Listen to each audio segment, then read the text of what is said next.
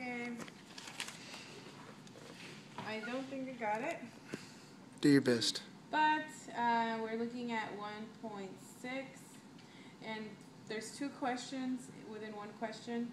The first one says, explain clearly why polyanionic DNA molecules absorb onto electrode surfaces at potentials more positive than EPZC, which is zero potential, and suggested protocol, this is question 2, suggested protocol for desorbing them back to the solution, so separation of the DNA with the positive potential.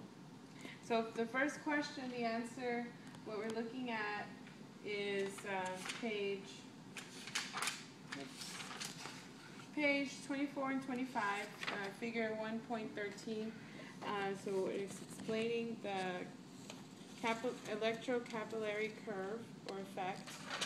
So what's going on here is as you're moving your potential, so this is surface tension versus potential, and as you reach your max in surface tension, that equals your EPZ, which is potential of zero charge. And at zero charge, there is no charge, and that explains why polyanionic DNA molecules absorb at the more positive potential versus EPZ. At positive potential, you have positive charge, which is attracted to the polyanionic DNA molecules, which are negatively charged. So that's part 1. Yeah. Okay. And then moving right along to part 2 of the question, suggested protocol for desorbing them back to the solution. So we're looking now back at the electrical double layer, and we're looking at equation 1.46. So 1 over C total concentration equals 1 over concentration of the compact layer plus 1 over concentration of the gooey layer.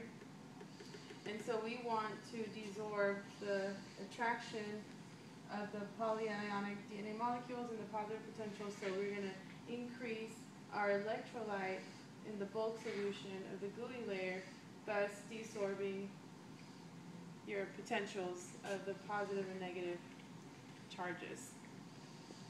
And that's it. So as CG increases, then CT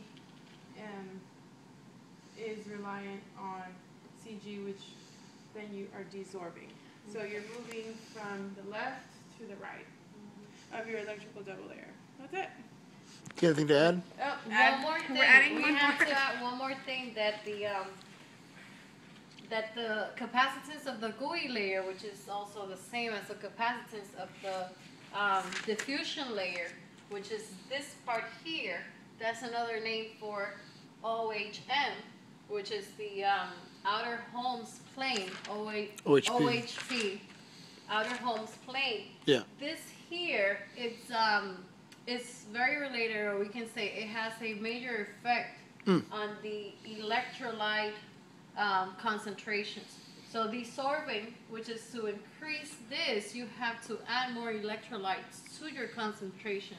So by adding more of the, by adding more of our negative electrodes coming from the polyanionic DNA will increase this if we add the electrolyte concentration to it. So you desorb by decreasing. So you desorb by increasing it, because this has the gooey layer. The gooey layer has a relationship with the increase of electrolytes concentration. So if we want to make this higher, that means we have to add more electrolytes to our electrodes, I guess, or To our solution. So it can increase and go back into our diffusion layer or bulk. So when CG is greater than CH, we have that happens when we have more electrolyte solution. We can increase our CG by increasing our electrolyte solution. Our electrolyte solution, that's correct. What does that green part say? Supporting electrolyte concentration in solution increases. Then diffusion layer cannot do anything, then the diffuse layer will be thin. So CG will be very large. This is So yeah, textbook. that's same. If we add the electrolyte concentrations in the solution. Cool.